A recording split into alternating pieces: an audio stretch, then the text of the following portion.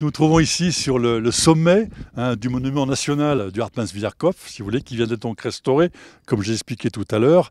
Alors, pour être extrêmement simple et presque caricatural, de ce côté-ci, on trouve les Français, côté français, donc l'ouest est là.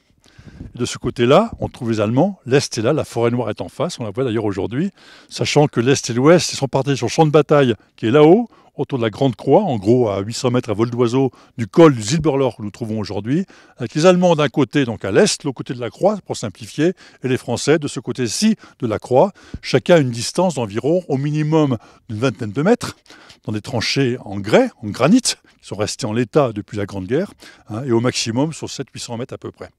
Les renforts français arrivant de ce côté-ci par la crête du Bolkenrein, descendant au col et arrivant comme ça et montant vers le champ de bataille qui est là-haut, je en parlerai juste après, et les Allemands montant de la contrepente du côté alsacien, la plaine d'Alsace qui est en dessous de nous, plein est, à 1 km à vol d'oiseau, et avec une pente qui est extrêmement raide. C'est-à-dire que vous avez une pente allemande très raide et une pente française ici qui est beaucoup plus basse, ce qui pose des problèmes à l'artillerie, notamment française, qui ne peut pas tirer sur les Allemands puisque la courbe n'est pas suffisante. Le champ de bataille, qu'est-ce que c'est au Vieil-Armand?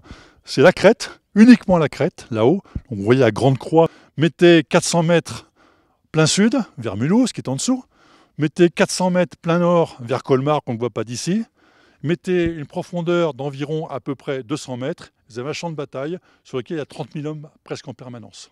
Ce qui explique le caractère mortifère extraordinaire du Vieil-Armand et la raison pour laquelle ce lieu est un des 4 hauts lieux nationaux français de la Grande Guerre, qu'il partage, honneur ô combien chèrement payé, qu'il partage avec Douaumont, avec Notre-Dame de Lorette, avec Dormans dans la Marne, et donc le Vieil-Armand qui est le monument national de la Grande Guerre en Alsace. Voilà.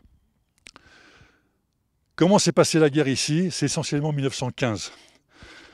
Au début de la guerre, en 14, il était 14, automne 14, les régiments étaient sur la frontière c'est là-haut, la crête qui est Vosges, et les régiments descendent en Alsace, notamment le 15-2, région de Colmar, qui va jusqu'à Colmar. Il arrive dans les faubourgs nord de Colmar, les faubourgs ouest de Colmar par exemple, de même qu'au sud, les gens arrivent, les troupes arrivent au ras de Mulhouse pour simplifier les choses. Et puis les Allemands débordant par le nord, le plan Schlieffen, il se trouve que les Français étaient très engagés de ce côté-ci, le commandement ne veut pas, il les ramène sur la crête. Donc on remonte sur la crête, après quelques coups de main tout à fait exceptionnels aussi, notamment du 15-2 au Spitzenberg, des très très beaux combats, les premiers combats de l'année 14 en fait, la guerre en 14. Et fin 14, et pour l'année 1915 et les années suivantes, le front se stabilise là-haut, autour de la croix, face à face. Et des premières escarmouches ont lieu, et qui tient le sommet est prestigieux, est important, puisque du sommet, on voit la voie ferrée Mulhouse-Colmar, ou Mulhouse-Strasbourg, si vous voulez, et c'est un gain tactique pour qui est là, puisqu'on peut tirer, on a des vues sur l'ennemi en dessous, et des vues sur la plaine d'Alsace, où les soldats voient leur maison et leur famille en bas. Ici, c'est l'enfer, en bas, c'est la paix. C'est comme ça. Et dans les récits de guerre, on voit les maisons où, quelque part, il y a des petites fumées, des petites lumières sympas, et puis le soldat, il est dans l'enfer ici.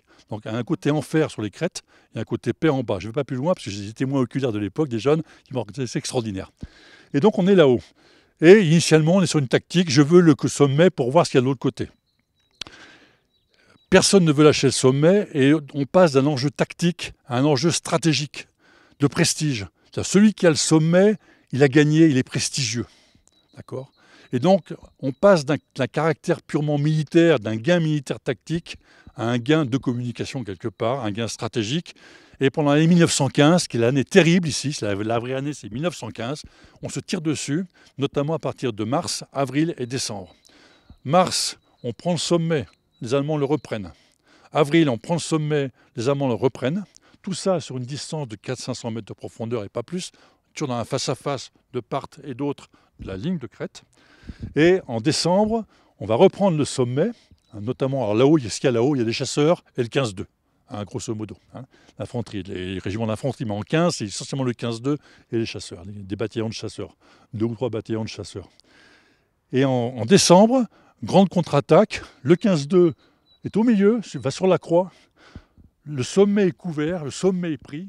Un régiment, c'est en gros 3000 hommes, un peu moins de 3000 hommes, bascule au-dessus du sommet, donc de l'autre côté vers la plaine d'Alsace, et remonte sur une contre-attaque allemande. Ils sont une dizaine, dont un officier. Et en une nuit d'attaque, vous avez un régiment qui disparaît, en gros de 3000 hommes. ce qui peut expliquer des choses inimaginables aujourd'hui. On ne mesure pas ça du tout aujourd'hui, où un mort est important. Là, on a un régiment qui disparaît dans une nuit et on regagne le sommet. Mais les pertes sont telles que des deux côtés, allemands et français, pour un gain nul, on arrête. Et en fait, le front se stabilise autour de la croix là-haut pour les 3 années suivantes, 1915, 1916, 1917, 1918. Et le 15-2 quitte la zone et va ensuite aller combattre dans la Somme. Au chemin des Dames, la grotte du Dragon est prise par le 15-2 jusqu'à l'armistice.